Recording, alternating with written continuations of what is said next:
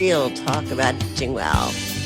I am your host, Wendy Green, and every week we talk about the challenges, the changes, and the possibilities that come with this stage of life. And one way I like to continue this conversation is through what I call the Banter Circle. Each month, the Banter community comes together to talk about things that are of interest to us, that bring us closer together, and we learn from each other and build a community with people from all over the United States. As you know, January also is a time when people like to talk about resolutions. But in the Banter Circle, we're taking a different approach. Instead of resolutions, we're going to explore the practice of choosing a word for the year, a guiding light for intentional living. And the Banter Circle is designed for people who are curious about how life is changing. And on January 13th, tomorrow, we're going to explore how the single word that you choose can become a steady companion through change, uncertainty, and growth. If that kind of community sounds meaningful to you, I'd love to invite you to join us. There is a monthly membership fee of only $25. The value of what happens in the Banter Circle goes far beyond the cost, but the exchange matters. It allows the circle to exist, and it honors the time, care, and experience that go into creating it. You can learn more, or you can start your membership and join us tomorrow at buymeacoffee.com/HeyBoomer0413. And I will put that into the show notes. So I want to open this episode by reading you a paragraph from Dr. Liz Jenkins' book, The Marriage Reset. She writes, somewhere between bills, schedules, and kids and stress, couples stop seeing each other the way they did when they took their vows or decided to share a home. Over time, their relationship seems to feel more like roommates, living under the same roof and splitting the bills, rather than lovers who made a lifelong commitment. They're polite, but distant, frustrated, but stuck. And many conversations, no matter how trivial, transform into a conflict, making you and your spouse or partner feel unheard, unseen, or taken for granted. More than anything, you crave connection, but you can't seem to find your way back to it. Does this sound familiar? I mean, every relationship experiences some bumps that create distance, right? So today we're going to talk about how you find your way back to the love that drew you together in the first place. My guest, Dr. Liz Jenkins, helps couples reconnect, repair, and reignite their love, quickly transforming their relationships or marriages into their early years connection and passion. Married for 38 plus years, Dr. Liz is a licensed marriage and family therapist and a certified connection coach with over 75,000 hours of focused time working with women and couples. She's a trusted expert who quickly identifies each couple's and individual's unique path to success in their self-love, and relationships. Takes both. Her true passion and superpower are guiding couples to identify their unique path to relationship success. So let's welcome Dr. Liz to Boomer Banter. Hi. Hey, thank you so much, Wendy. Thank you for having me and all your listeners and viewers. Thanks for having me here. We are excited to have you here. So thanks for joining us. I want to kind of lay the foundation a little bit. And so when we talk about people who listen to this podcast, a lot of them have been married for like decades, right? And they probably still love each other, but they may feel more like roommates. And I suspect some of this has to do with age and physical changes, but there are other reasons that you mention in your book. So could you talk to me about what causes connection to erode over time? Sure, absolutely, and you're right.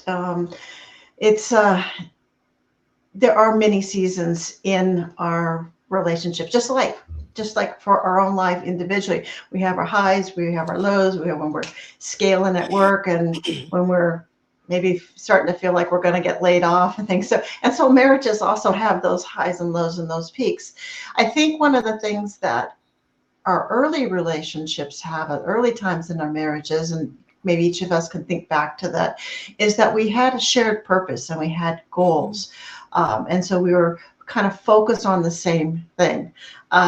We had maybe less to worry about, less critters, kids. We were just, we were just chatting about some of our kids and things. Yeah, yeah. And so we had less moving parts, perhaps. So in that sense, is that as we're moving into these different seasons, and as long-term successful couples that live by decision to be together, or through marriage and things, we do start losing sight of some of those purposes, some of those goals, and maybe some of them we've hit and we achieve, and we check them off the box. But like myself and my husband, we've been married 38 years, and so a lot of those early focus that we've now shifted, and we have different things pulling at us. Retirement, you mentioned health, right? For many of us, we might have that sandwich generation where we're taking care of our parents, as well as there's still our kids, adult kids that we're looking at and taking. So it is very easy to start losing that interest with one another. I see, and maybe I'll stop there a second, but I also do see that as we're with someone more and more often, we lose some of our manners and some of the way that we show up. Right. We start to take things for granted, and expectations come in and all of that. Right. I also think that this stage of life has some pretty big transitions. Now the kids have probably already left home. But like you said, retirement is something that we have to face at this stage, or one of the partners may become a caregiver, not just for an elderly parent, but for their spouse. Yes. And then there's also, like, is it time to move and downsize? And, that's a time a lot of people say, okay, well, let's break up now because I'm ready to go get a new place. Right. Exactly. You mentioned some really big decision points. Many couples come to me in things where there's the physical. You talk about being a caretaker or a caregiver, big scary illnesses, cancer, other types of things pop up. And even if the couple comes together and braves that storm together, although not all folks do choose to do that, there's the fallout of that. And so if I'm taking care of my spouse who has this illness and he comes through it, how do I then shift back into, from being this caregiver, like, here, let me help you into the shower, to like, hey, you got it, type of those mindset shifts. The physical changes that happen when we go through menopause, perimenopause, menopause, whatever you want to call it. And men too go through their hormone changes. And so there's all sorts of physical, emotional, financial, geographic transitions. And many of my couples come to me and like, they didn't tell us this. There wasn't, it's not panning out. And I think when a marriage is under stress, or a relationship is under stress, trying to make a big lifestyle decision at that point becomes almost impossible, because you've both dug into your own corners. And so you get to that point, Liz, and then what? Well, then we're kind of in that gridlock, right? Both of us have, like you said, taken our corners. We have our stance. We've planted the flag, and we're not budging. But in the path that it took to get there, probably there were fights, or we were giving each other the cold shoulder, or we said some nasty things. But so our communication dropped away from being curious to see what the other person was feeling, wanting, what their desires were. Why was there the urgency? And we get back into more of the demands and it's my way or the highway. And so there's a really important first step for couples is to repair. We have to get in there and start to kind of own up or apologize or even realize what we were doing wasn't nice to the other person, or how we had withdrawn and really like tapped out of the marriage or the relationship. And so there wasn't any kind of opinions to fight against. When I talk to couples that are first come into the program and say, what's this about? I don't want to repair. I don't want to have to, I'm sorry. So it's not about saying I'm sorry or groveling or anything like that. It's starting to realize and own up more about how our communication has deteriorated, understand more of what we need to understand our partner, our spouse better. It doesn't mean you have to change your opinion or change your goal or your dream. It means we need to get some clarity. And if we've been kind of snarky or downright rude or cruel, that, yeah, maybe we need to say, hey, that's not like me, or I really apologize. And that's what we learn to do in when people are working with me. But repair has to start. We just have to feel the other person hears us. We need to feel that our needs matter. We sort of sometimes need to see, I was right. we're not all that intellectual at times. When we're in these things, we're these little kids that are like, That's right. And our feelings come up, and I continually have this little mantra. I think sometimes I'm gonna have to put a T-shirt on it, like, feelings aren't facts. Okay. Ooh.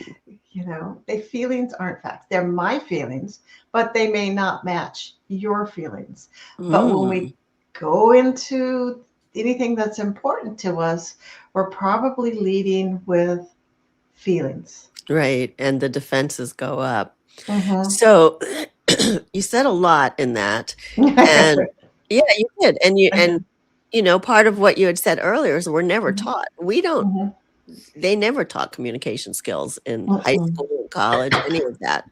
At our homes, we may have heard yelling or slamming doors and that kind of thing. Yeah. So if a couple comes to you, I would imagine, at least from my experience, one person really wants to make things better, and the other person is like, it's so far gone, we're not going to ever get there. How do you make a change? How do you repair if both of you are not on the same page of wanting to continue the connection? Okay. That's a really good question. And it is a very common dynamic. First is we acknowledge that there's two levels of motivation, two levels of commitment towards the same goal. And I'm not here to convince or force the other person to stay in that relationship or stay in that marriage.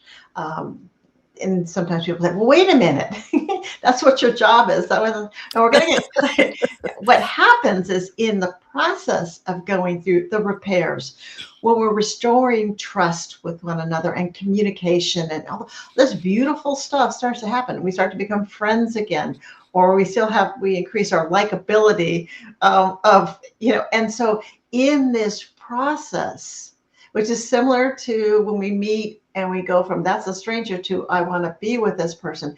That is how relationships develop and evolve. So I often am really happy that a couple is fighting.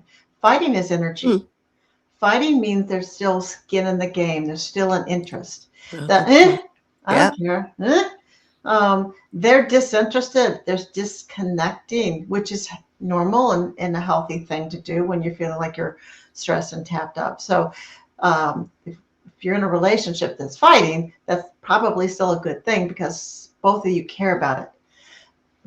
The fact that one person is more motivated and the other person says, hey, I'll go hear Liz out, Right. we'll talk to her.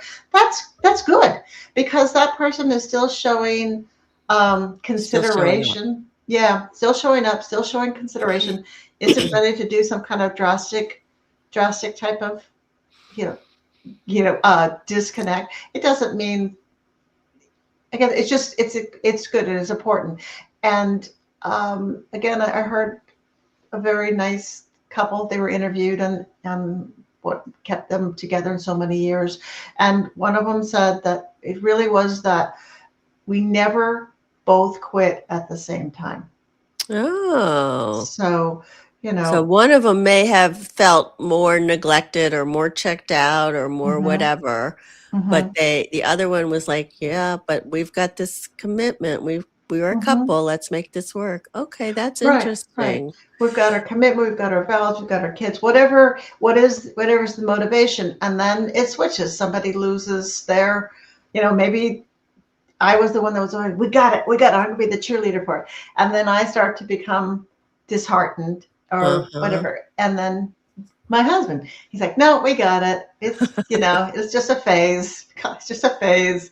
And then we're back into it again. So I think that that's important too. That is one of the hallmarks. If you recognize that life is going to have ups and downs, it's going to be, everything's not going to be great. If we can still have the interest in repairing and kind of restoring the faith and being curious about the relationship, let's see what lifeblood we can pump into it. I think, I've seen folks make major changes and come together bigger and better than before because we're wiser, right? We don't, there's a lot of stuff that when we were younger, we think, oh, it's not so bad. If they don't hit the trash can all the time, or their clothes are on the floor, or their whatever, it's not so bad. But after year after year after year of that, it becomes bad, and we didn't know that. And so, Yeah. So you use the word restoring, which is step 2 in your book. mhm. And in this case, I don't think you mean like a loss of trust due to something like infidelity. Is that right? Um, Many couples do come from that they that they're restoring the trust, um, because part of that communication and the accountability, it evolves that. But the restore is, and the trust is, I have a need. I'm asking you to hear that, and you're showing up. And now I'm starting to have a better perception of you. I say, hey, it would really mean a lot to me if you did X, Y, or Z, and you're following through on it. Now you become more reliable. I'm having to shift that nasty gram in my head of you. And so that trust starts to build. We're both in here. I'm starting to hear you be more vulnerable with me. I'm starting to, we actually play and laugh. So I'm starting to look at the future more optimistically, and that builds trust, and I think maybe we can make this marriage or this relationship um, go start to soar instead of crash and Yeah. burn. So, Yeah. So I think when I read about that in trust, it was more about recognizing, like you might say to your partner, I really need you to take the trash out. Stop just looking at right. it. And they do Hmm. recognize that, right? Hmm. Don't just Hmm. say, well, finally. Right. Right. It starts, and there's that, I'm being heard. Okay. Now, so okay, I'm being heard. They're recognizing it, or they're snapping out of their kind of haze of, well, you've always done it. Well, yeah, but That's that because you didn't. right. And I'm tired of doing that. Also, we're learning how, we're talking about trust, we're learning how to have some of those hard conversations and trust that the relationship can handle it, and that we can talk about unmet needs or things we didn't like, as trivial as, I have one that was, they were breaking up over, they were divorcing over the dishwasher. And what's with this dishwasher thing? And it was because there was a very specific way one of them wanted the dishes to be loaded. It was more efficient. It was this, it was that. And over all the years, she being very busy just threw stuff in however she wanted to. When they had kids, however the kids could get dishes into the dishwasher was good with her, but he had hit his tipping point from all the other stressors, and he was at a life point where I'm going to go to the mat on that. If you can't do that, you can't do Yeah. this for me. And it Huh. was more representative when we talk, when is a dishwasher just a dishwasher and it's more efficient to load it, Uh-huh. and when is it representative of I'm not heard, my Wow. needs don't matter, I'm just a workhorse for this family. And that's where he was really coming from. So I think if I'm hearing you right, what you're saying is it's not the dishwasher. It's Mhm. the needs being met. It's being heard. It's those things. And we present it as the dishwasher. Right, right. Okay. Huh. And so in your story about they threw the trash out, it wasn't just that they threw the trash out, although that's a big win. It's like at some level they heard you, they got your needs, whether it made sense to them or not, and they took the trash out. For him, when his wife rallied the kids and said, we're all going to learn and follow the way dad wants this dishwasher done. And she didn't throw him under the bus. She said, I have not been listening to your father, and it seems like it makes more sense. And so, the kids are all doing the wiggle dance or the eye rolling, and she corrected them. All those things right there stopped undermining him as their parent, their father, and stuff. And they had the lessons, and he did it very gently. And when it made the big difference in, and so that restored his trust in his wife. He felt heard. He felt validated. He felt like he could show up better as a parent. And Hmm. so, and this Hmm. was, I'm not That's talking little kids. I'm talking teenage and some that should have been already launched kind of kids in the house too. So it was this was a couple that had been together for many, many years. And so it was a big thing. So, yeah. And it's so interesting because when we're in the fight, we mhm, think it's the dishwasher that we're fighting about. absolutely. Yeah. So trying Absolutely. to step up and see what's the real problem here. So Hmm. when people aren't living together, in that situation of living apart together, Yeah. Yeah. having these kinds of discussions, I would guess, I'm asking, Mhm. are better in person than on the phone.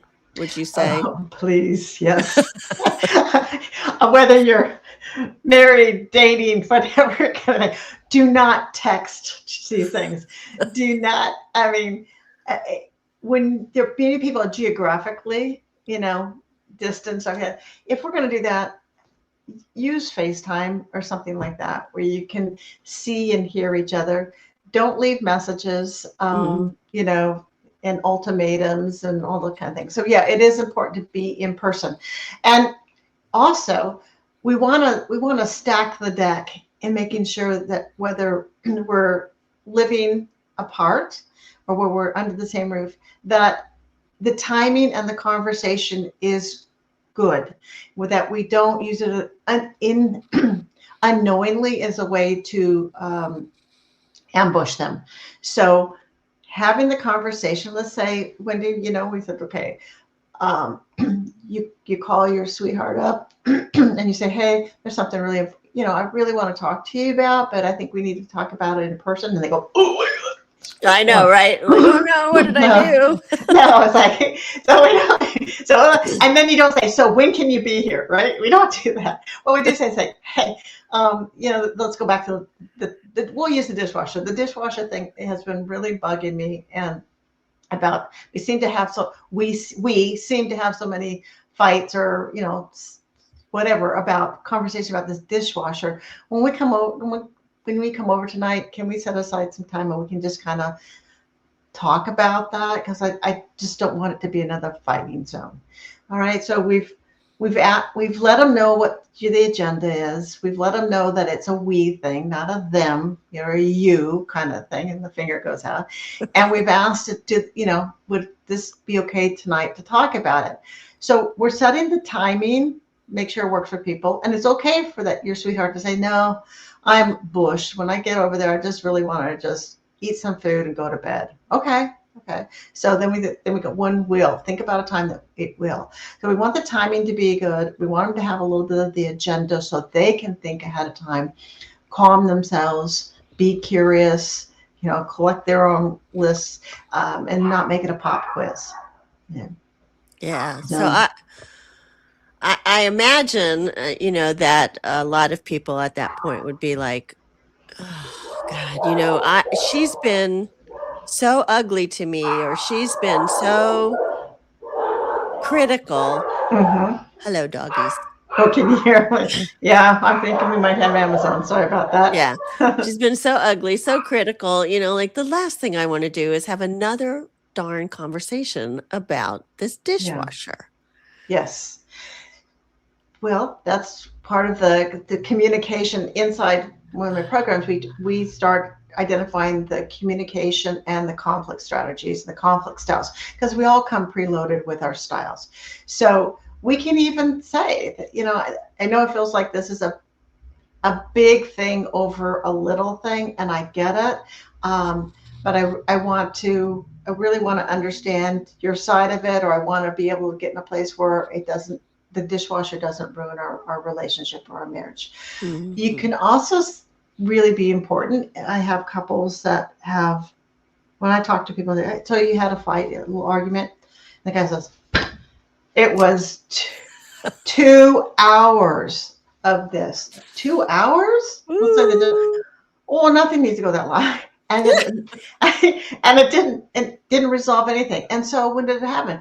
Oh, it started. She started at like 11:59 when we were ready to go to bed, and I went, Oh oh my gosh. Okay, so it can be short and can be sweet, and that's part of the strategies when we talk about we don't know because they don't teach us. We right. need to learn better listening skills and being able to get to the point, and then take a turn and say, so what did you hear? What do you think about what I heard? And so that can go very, very quickly, as opposed to this long drawn out, here's all the things you've done wrong kind of thing. Right. Um, Which and never gets you anywhere. but if let's say if I've been particularly snarky about the dishwasher and I invited you, to come and talk about it, what I want to be able to do is own up. And that's part of, instead of being defensive and explaining all things, just like, I know I have been just a royal whatever, fill in the blank, you can put it, about this dishwasher. And I appreciate you, sitting through another one of this, because I want to keep it short. I just want to get it fixed and done, and then it's off our radar. These kinds of fight topics where the fight continues and then they stop it, it comes back. That's one of the goals, is we want to check them off the list, and not have it come back and be one of these repetitive fights or fight topics that has people thinking we shouldn't even make this relationship is useless, done. We can't agree on a dishwasher. How Yep. the heck are we supposed to be, calling us a couple? And so Right. that's when you learn the skills, you can go back in and you can fix the ones that you want, and you can toss the other one, like, I don't even need to worry about the dishwasher. However Yeah. it gets done, it's not a thing. And you told me at one point Mhm. that even when you start to talk about these things, that the other partner who may be more reluctant to join in will start to recognize the change in the way you're approaching them and the change in your tone of voice, and may Mhm. become less defensive. Is Mhm. that what you see? Absolutely. Yes, because they're talking to somebody different, right? Literally, they're talking to somebody different. And I really encourage both parties to say, like, I'm just practicing. This is new to me. And when we do that, when we, I'm trying, we tend to give people more grace. I think Mm, we shared, if we go to the restaurant and someone comes up to us and says, please, this is my first day on the job, and so if I make a right. mistake, okay, we go like, okay, cool. So it helps us level set our expectations. And if I show up and say, I'm trying to be different. I don't want to fight about this. I don't want to, get into this thing. It helps the other person say, okay, Uh-oh. I'll give you some, no, no, I'll give you some time and some space on this. Yeah. And So so, mhm, another thing that you talk about in your book is what you call the renew. That's the third step, a time for yeah. play. Hmm. And I think that is super important. I know with my partner and I, we have set up some rituals of playtime, like we go shoot Yay. pool on Sunday evening, or Saturday maybe ice cream time or those kinds of things. Yay. So, I'm going to join you guys on Saturday. So you absolutely rituals, connections, traditions. We have our favorite place. These are things that allow us to look forward to plan ahead. And that is a good, um, like depression killer or funk killer, because we know like, oh, well, we're going to, they're being snarky tonight, but it'll be fine. We're just going to go play. We're going to shoot pool. I remember the fun times we had when we shoot pool, and we start to uh-huh. think forward to that. They've done lots and lots of research with couples, and they had them do a very lame obstacle course. And so they brought couples in and they filled out. So they bring you and your partner in, they fill out this little questionnaire, say how much we like each other, and we send you out to an obstacle course. You do this really late thing, and you come back, you take that same little questionnaire. Yeah. 100% of those folks' scores were raised higher in their relationship satisfaction, because we introduced that thing they call play and adrenaline and novelty and fun, and we had laughter. And that's the part that was really fun and cool in our early relationships too. We Mhm. probably played more, we dated more, we had more surprises. Oh, I didn't know you were whatever. Like, oh my gosh, you should have known that. And would you teach me? So we had that early energy, and that's what couples need. The aging process in general, the life Mhm. process with work and all those things does have us at times being more of the transactional relationship. Yeah. And we get this done. Great, great, great. But did we have fun? Um, and I'm sure you have an international audience, or have folks that have been well traveled. And I consistently hear that us US folks don't have as much fun. We're more focused on, Work, work, work. yeah, yeah. Yeah. So we've been kind of focused on long-term relationships, but many boomers in this phase of life have started new relationships, Yep. which involve blending families of Mm. adult children. Mm-hmm. And It's there are not all a fun one. kinds of challenges that come with that. So Mm-hmm. how, like, even from the beginning, when you decide you might want to join together as a couple, Mm-hmm. um, how do you broach that conversation? Hopefully the kids have met the other person by then. Yeah, yeah. But broaching the conversation as far as with the couple, with each other, or how do we share to the kids? To the kids, like, Okay. there's a Mhm. part of you that goes, okay, well, this isn't really their decision. This is Mhm. our decision, but it impacts our relationship with them Yeah. and their relationship with us. And so you would want them to be at least on board with thinking, isn't this great for you, mom or dad? Right. Okay. I think that it's multifaceted. For one, you're right. I mean, they need to hear, have seen, you know who your guy or gal is, because at some level, it's your children are going to be protective of you, and also competitive with the spouse's, spouse partner that might be coming in. Um, they may be protective in the fact that they want to make sure that you're going to be safe, or the money is going to be safe, or the inheritance, or what might be type of thing. They may want to be protective of their relationship time with you. So many adults are jealous of, and they have mixed emotions. They're jealous of, say, their mom's new boyfriend going to be maybe husband, or at least they're going to be living in, together. Because what's that going to mean? It means mom's going to sell the house, or they're going to get rid of, say, any kind of the family cabin, whatever it might be. There's a lot of aspects to it. So when you're sitting down with your adult children and you're talking about, hey, let them know about how wonderful this person is in your life, how good it makes you feel. Let them know, hear them out. I want to hear your concerns. So, and then they may talk about the money, you're going to move far away, whatever it might be. Hear about their concerns. Where do we fit in? And I want you to have already thought as much as you can about that, so you can reduce their anxieties. And if you hadn't thought about an aspect that they brought up, instead of getting defensive, like, that's a good idea. That's a good thought. I hadn't thought about that. I didn't think it would be an issue, but let me look at it. Let me look at that a little bit more. And so that helps to reduce the tensions and talk about the tough stuff that might be circling in their minds. It's also when your partner you'd want your partner to have that same kind of conversation with their kids as well, and find out what their concerns or grievances and how do we manage it.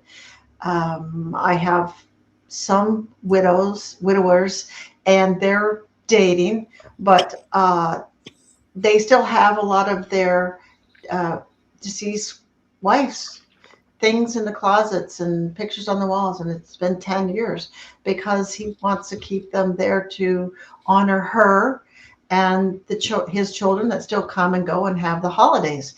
How do you navigate that with someone that you're dating and then engaged to, and what does that do? So there's a lot of moving parts, and what would that feel like to your kids to see mom's pictures no longer out and about?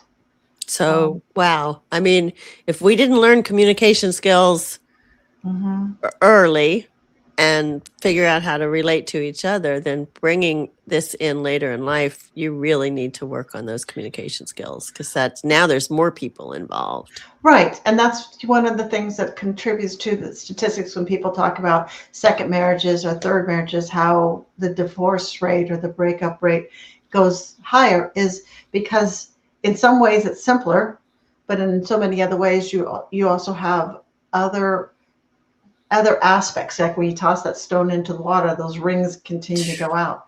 It doesn't, sure. And for all your listeners out there, they think it doesn't mean finding that long-term partner the second time around or remarrying the second or the third time around is the wrong thing.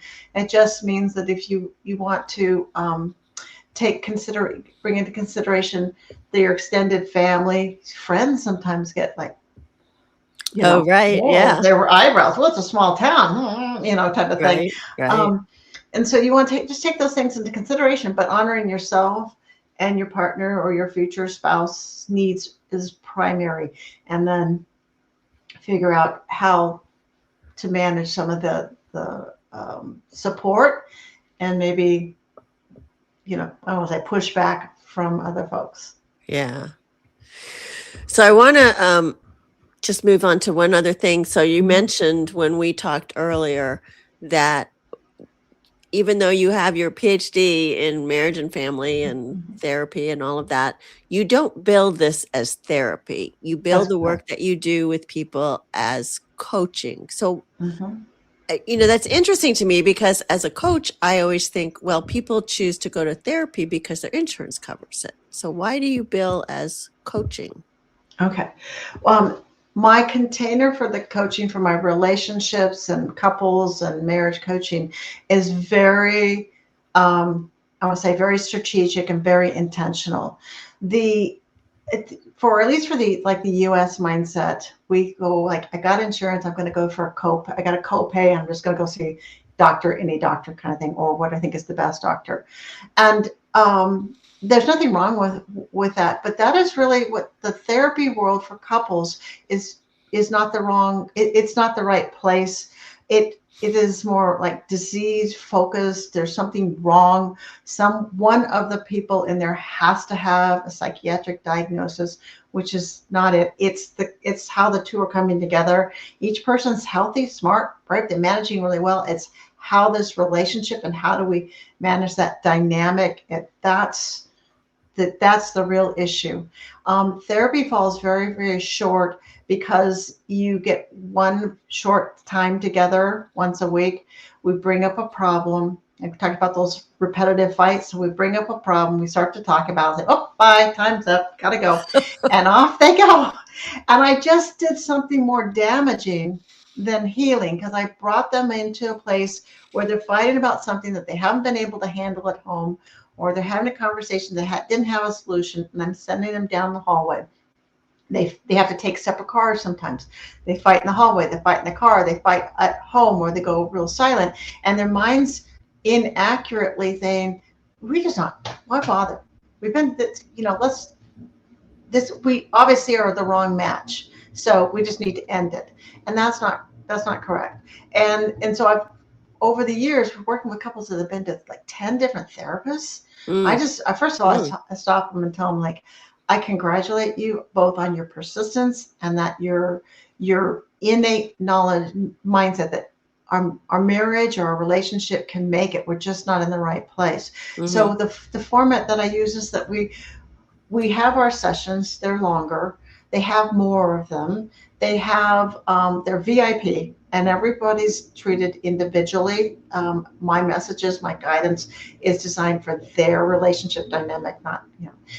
And they have WhatsApp access to me outside of this session. So there's an individual WhatsApp for each of them, and then there's a couples WhatsApp, and that's a private space where when we go home and we say we're supposed to talk about that washing machine or that dishwasher and something starts to go wrong, they hop on there and they say, "Hey, we're starting to go down the wrong path. We stopped ourselves, but we don't know where to go."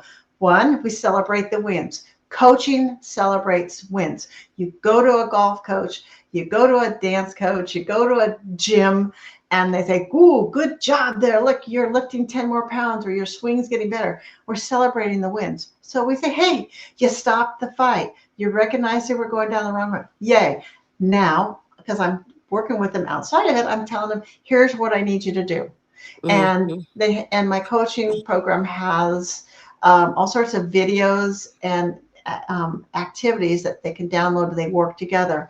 So the whole goal is focused on the positive things in what they can do to change, seeing the changes, feeling the changes, and moving forward.